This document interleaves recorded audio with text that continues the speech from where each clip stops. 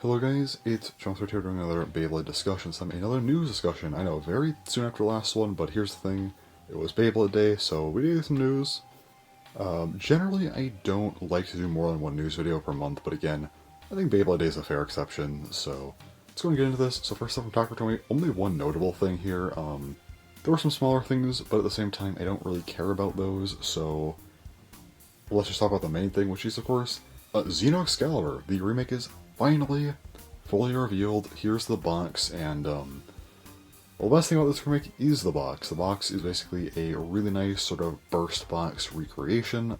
Definitely just have some X inspiration, obviously being a Beyblade X Bay, but still definitely copying over the burst style fairly well. I like that a lot. Definitely be a box I want to keep and maybe even display at some points. But anyway. This does come with the hold launcher, a red version with a black ripcord. Unfortunately, the handle is black, but also the ripcord is black too. The original sword launcher did have a black handle, but yeah, the ripcord was yellow. I'm guessing based on the moldings they couldn't do this, so I get it, but it is still a little bit unfortunate. But overall, close enough. We should have just called this, the sword launcher on the box. Why not? But still, I understand. It's definitely a really big nitpick anyway, so still cool they included this anyway. But yeah. Moving to the base itself, Xeno Xcalibur, the blade, it's kind of weird. It looks a little cursed, but here's the thing, every remake looks kind of cursed, so I can't be too upset over it. It's fine. I think they did a fine job. I think using the kind of underneath part, like the translucent blue, as like the metal, that seemed pretty smart, so that's cool, I guess. But beyond that, it is a Xeno Xcalibur remake. I think they did a fine job here. Not perfect, but still pretty solid. The parts, though. Okay, parts. The ratchet is 360. Why? So the whole thing is like, oh, well, 360 it actually is closer to Magnum, so it makes more sense than 160. I disagree with this. Yes, on a physical level, 360 does look closer to Magnum. Here's my problem.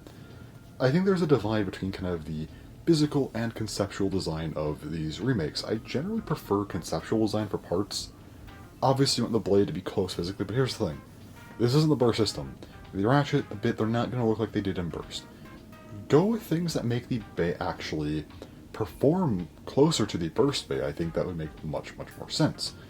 I would much rather see that. To explain what I mean here, if Excalibur released as a brand new Beyblade X Bay and not a remake, you know damn well it would have 160, not 360, because guess what? 160 actually pairs with the design of Excalibur. To prove this, Drawn Buster released, and it was basically the closest thing you're getting to a Beyblade X Excalibur, and it came with 160, but not only that, it just straight up introduced the one-sided ratchets as a whole. I really feel like they should have gone with 160 here, because it at least pairs better conceptually with Excalibur. Yes, 360 technically has a somewhat closer shape to Magnum, but it wasn't going to be close anyway. It doesn't look like Magnum really, so just go with 160 because it does make much, much more sense conceptually, as I've already stated. With that said, I can at least see where they were coming from here, but the bit, gear flat, that's just unacceptable. Rubber, Excel, even like a low flat, I think, to kind of represent impact and what it does, I think would have made more sense, but gear flat, in my opinion, is just absolutely nonsensical. I would even take it like Excel, honestly, but no, I don't think gear flat was the move here. I don't know why they went with this. I think they probably had some like made-up explanation for it, but I don't think it makes it good. Yeah, I don't think that the parts here were good at all. Again, the blade is solid. The launcher's a nice touch. The box is phenomenal, but the ratchet here is a bit of an L, and the bit is a massive L. Very mixed on this remake again, because I still like the idea that, Xeno Xcalibur is getting a remake. I like the blade a lot. Well, I like the blade enough. I mean, it's still a Xeno Xcalibur, very classic burst bay to me, so, yeah, I remember, first getting revealed, the core leaks and everything, back, like, 9 years ago. I hate saying it was 9 years ago, but still. And yeah, I just disagree with the part choices here entirely, but yeah, definitely kind of mixed on this one. So moving on, let's go ahead and put up a very poorly edited image of all of the Hasbro stuff. So there's a lot of Hasbro stuff here. I think I got everything that was just recently revealed. Some of the stuff was revealed like a day or two ago. Other stuff was like from earlier in March. I think I got everything from March though. So that should be everything there, hopefully. let's go ahead and get started here. So we actually have 10 starters. So first up we have one BX starter that is Crimson Garuda. I mean, this is a team leader, so I get why they made it a starter. Also, Transpoint, I would say, is kind of an interesting bit for a BX Bay. It probably makes it one of the more interesting BX Bays realistically, so sure, get the starter release. Also, 5 UX starters. We, of course, have Hell's Hammer finally, because, you know, Drawn Buster and Wizard Rod have been out forever, so finally a Hell's Hammer, that's good to see. Also, Shinobi Shadow. Good to see that one. A couple random recolors. The first one here being Wizard Rod 160 Rush. This is good competitively. Don't think it's needed a starter, but still getting Wizard Rod 160 and Rush in one, you know, product. What, $10? I think that's definitely a really, really good product to buy for a competitive blader. Also, this other one here is weird. I don't think this needs to be a starter. Honestly, probably could have been like a side bay in a 2-pack, but Drawn Buster 570 Disc Ball has the Wizard Rod parts, and the blade itself is, you know, Gold Drawn Buster. It kind of mixes Drawn Buster and Wizard Rod's colors. It kind of just feels like a mix of Buster and Rod, which is kind of cool. Again, didn't need to be a starter, I don't think, but it's a cool, I guess, idea, if that's what they were going for. So, sure. Cool to call this game anyway, so I guess that's nice. And lastly for this, you know, the UX starters here, we have Silver Wolf. Immediate thing to note here.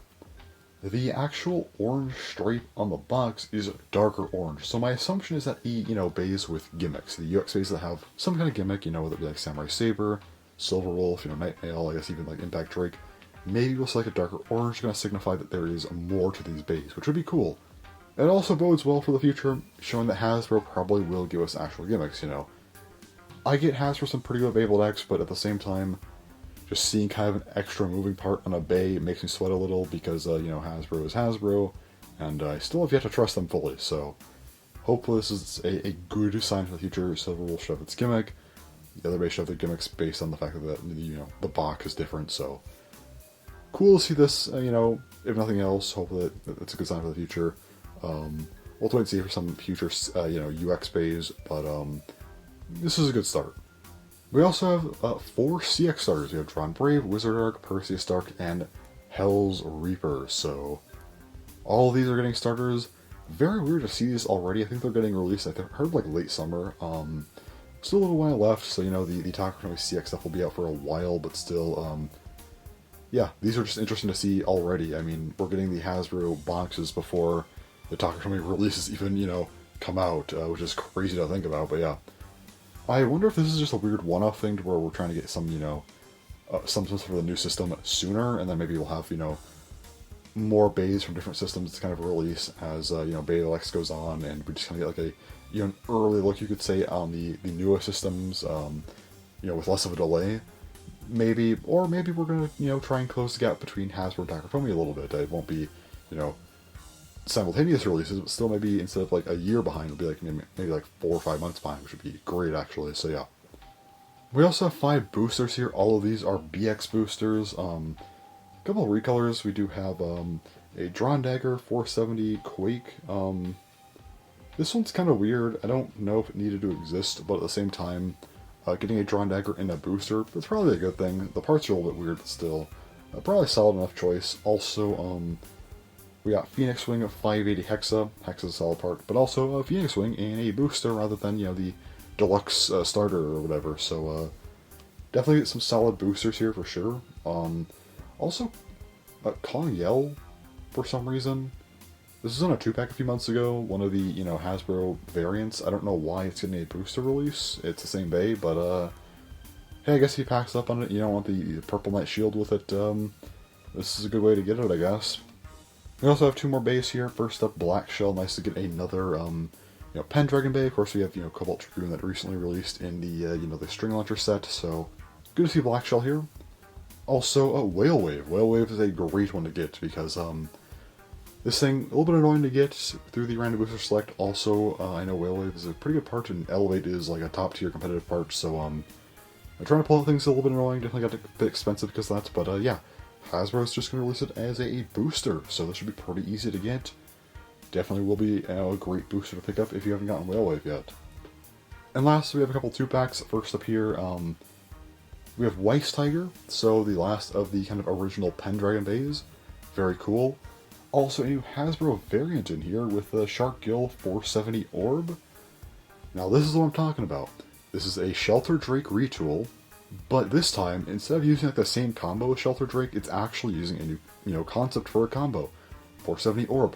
Orb is a stamina bit, Shelter Drake had a balance bit with Gear Point, so this is what I've been talking about for months now. I don't like when the Hasbro variants come out and they just kind of reuse a very similar, or sometimes even the same exact combo as we've seen from the original. Blades don't have to just be one specific concept. Change them up.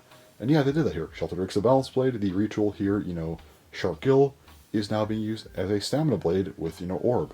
Great. This is what I'm hoping for. So yeah, this is the one product here I will actually pick up because I kind of have everything else here. If I don't, it's just a recolor that I don't really care about. But anyway, the other good thing here is Weiss Tiger.